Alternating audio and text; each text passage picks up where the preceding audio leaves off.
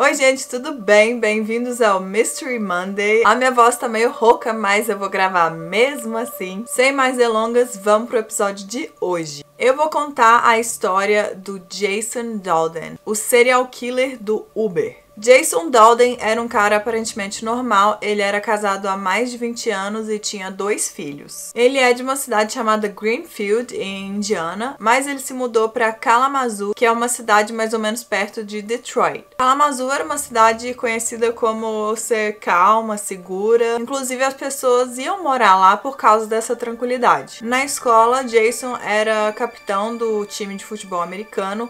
Ele tirava boas notas, era um bom aluno e ele era conhecido como ser um cara que estava fugindo de problema, fugindo de confusão. Ele estudou na Kalamazoo Valley Community College e se formou em 92 com um Associate Degree em Law Enforcement, que eu vou colocar aqui na tela o que isso significa. Ele se casou em 95 com a esposa dele, Carol. Na época do incidente, os filhos dele tinham 10 e 15 anos. Ele tentou emprego em Michigan, mas não conseguiu, então ele decidiu estudar mecânica em Laramie, em Wyoming, que era longe onde ele morava, então parecia que a distância não era um problema para ele. Ele trabalhou na BMW em New Jersey e posteriormente ele também trabalhou com seguro. Ele gostava muito de carro, gostava de mexer em carro, era uma pessoa que gostava de ficar ali mexendo com o carro o dia inteiro e ele também gostava muito de armas. Em algum ponto depois disso, ele foi assaltado e ele ficou meio paranoico assim com essas coisas,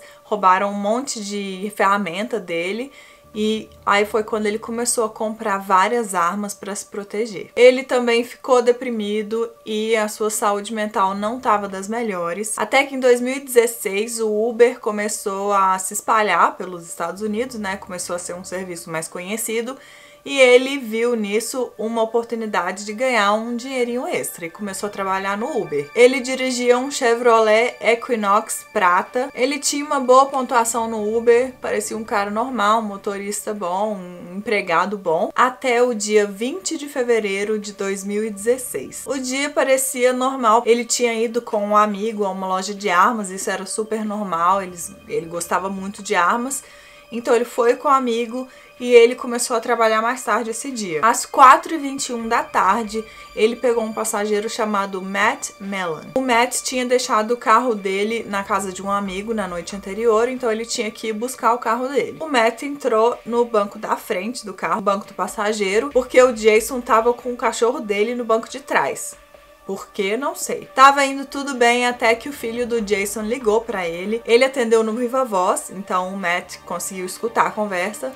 E o filho do Jason tava perguntando basicamente se ele voltaria pro jantar. Depois dessa ligação, tudo mudou.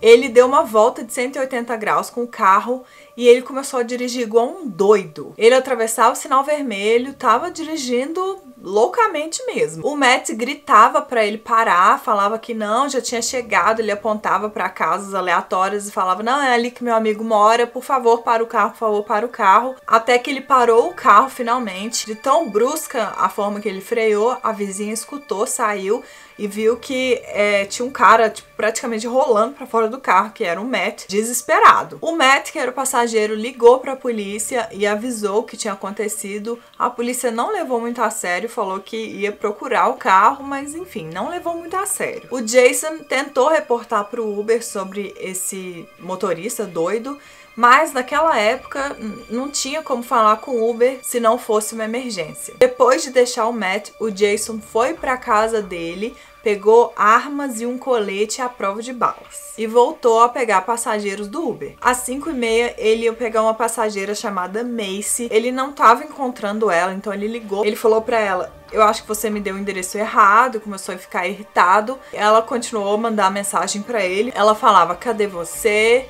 Né, eu tô aqui e tal, no ponto que a gente marcou. Foi aí que ele viu uma mulher chamada Tiana, que não era a Macy.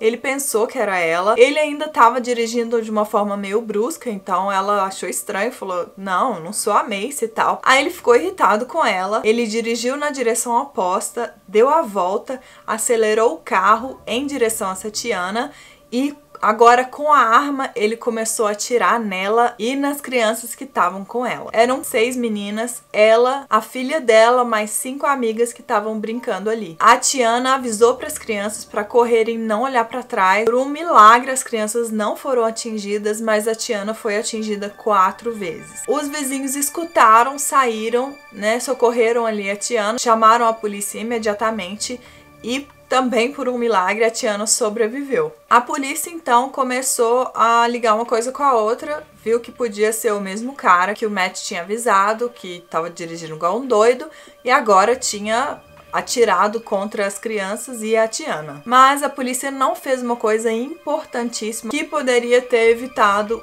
os acontecimentos seguintes. Eles não ligaram pro Uber para impedir que o Jason continuasse a pegar passageiros. Às 5h45, o Jason ainda estava dirigindo e ele atravessou um sinal vermelho e bateu na lateral de um carro, de um casal. O casal ligou para a polícia e avisou. Agora que o carro estava batido, seria mais fácil identificar ele, a polícia encontrar ele.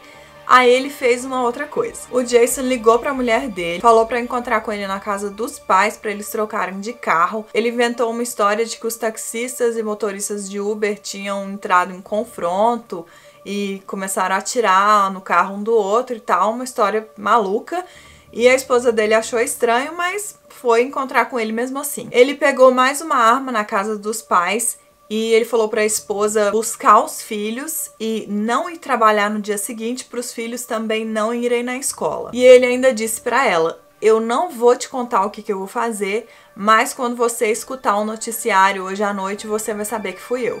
Bizarro, né? Ele trocou o carro, então, por um Chevrolet preto, HHR, que é HHR. Então, nesse ponto, a polícia estava procurando o carro errado, que ele já não estava com um Chevrolet prata lá. Ele continuou a buscar mais passageiros, estava achando estranho que ele estava com outro carro, que não estava com o carro prata lá, que estava no aplicativo, mas ele inventou uma história de que o outro carro estava com uns problemas e ele teve que trocar. E as pessoas acreditaram nele, acharam normal. Existe essa falsa impressão, né, que você tá seguro só porque você tá no Uber ou no Lyft, sei lá. Não sei no Brasil, mas aqui, pelo menos, existe essa segurança falsa que você tá no Uber, então você tá seguro. E não tá. Enfim, ele continuou pegando passageiros e às 10 horas da noite ele encontrou com a família Smith. A família Smith consistia da esposa, Lori, o pai, Rich, e os filhos, Tyler e Emily. O Tyler tinha 17 anos e jogava futebol. Era um dia muito importante pro Tyler. Ele estava indo com o pai e a namorada para comprar o seu primeiro carro. O Tyler e o pai desceram na concessionária e a namorada resolveu ficar dentro do carro. O Jason avistou eles do outro lado da rua,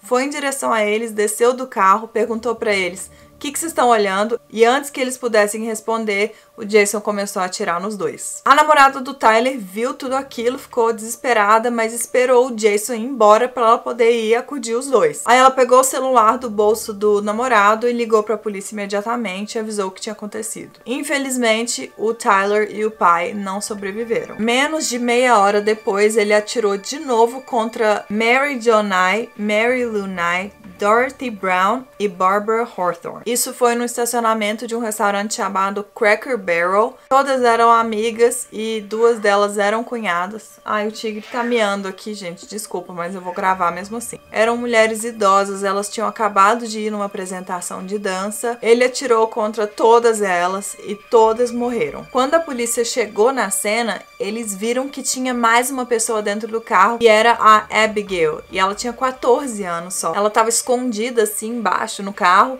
E infelizmente ela também levou um tiro na cabeça. Ela foi levada às pressas para o hospital e os pais foram avisados. 2 horas depois o coração dela parou. Eles começaram um processo de ressuscitação, né, o CPR que aqui chama, mas infelizmente não teve resposta e ela foi declarada morta. Tava aquela situação difícil ali, os pais dando adeus e tal, e aconteceu um milagre. A mãe dela tava se despedindo dela e falou para ela: minha filha, se você estiver me ouvindo, me dá um sinal. E aí foi que a Abby apertou a mão dela. Aí os médicos ligaram as máquinas de novo e tal, e ela sobreviveu. Ela tava viva. Uma história impressionante, né? Mas enfim. O Jason continuou a pegar passageiros depois de ter matado essas mulheres. A partir daí, a notícia já tinha se espalhado que tinha um motorista de Uber doido atirando nas pessoas. E os passageiros que ele pegava, eu não imagino ligar pro Uber numa situação dessas. Você sabe que tem um cara doido atirando nas pessoas, você vai chamar Uber, mas enfim. Os passageiros, na brincadeira, perguntavam pra ele: você não é o cara do Uber doido atirando nas pessoas, né? E ele falava: não, só tô cansado. A polícia parou uns 7 carros iguais aos dele, o Chevy preto HHR, até conseguir capturá-lo. Ele foi levado para a delegacia para ser interrogado e ele tava agindo super normal, tava agindo até gentil, educado com os policiais, tava respondendo as perguntas normalmente, mas toda vez que os policiais perguntavam dos crimes das pessoas que ele matou, quantas pessoas você matou, por que você matou, ele só falava: I plead the fifth. O que isso significa? É a 5ª emenda que diz que o cidadão pode ficar em silêncio para não se incriminar. Mas a polícia continuou a pressionar ele e conversando, ele acabou admitindo tudo. Ele admitiu que estava dirigindo igual um doido lá com o Matt, admitiu que atirou nas pessoas e admitiu tudo. Só que era estranho que ele contava a história como se não fosse ele, fosse outra pessoa fazendo aquelas coisas todas.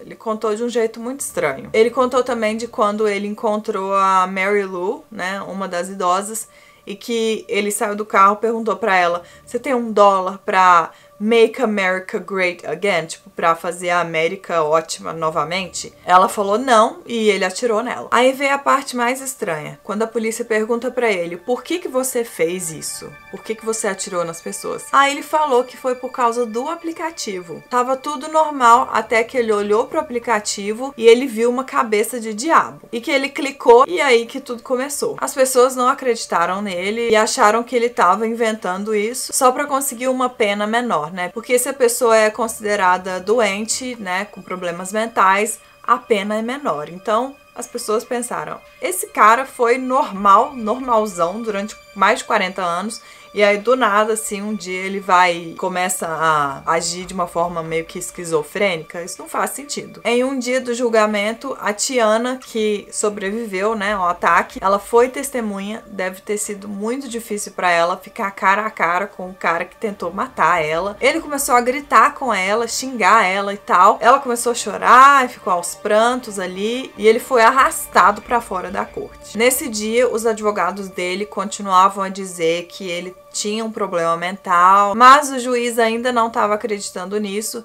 então ele foi enviado para um hospital psiquiátrico para ser avaliado por 60 dias. Porque uma pessoa não consegue fingir por 60 dias, né? Então, depois disso tudo, foi considerado uma mentira que ele estava fingindo mesmo. Aí, numa audiência em janeiro desse ano, 2019, ele decidiu se declarar culpado. Ele desistiu dessa história de que teria problema mental e se declarou culpado. Aí não teve nem julgamento, ele foi então sentenciado à prisão perpétua. E é isso o caso. Não entendi, até hoje não se sabe o motivo dele ter feito essas coisas. Ele era um cara super normal, era conhecido como um pai de família, até que deu a louca lá nele e ele começou a matar as pessoas. Não sei se isso foi uma coisa planejada. O que vocês acham? Vocês acham que ele sempre quis fazer isso? Que ele planejou isso tudo? Ou que deu a louca mesmo nele? Comenta aqui pra mim a opinião de vocês. Não deixe de me seguir no Instagram, no Snapchat. Um beijo pra vocês e até a próxima Mystery Monday.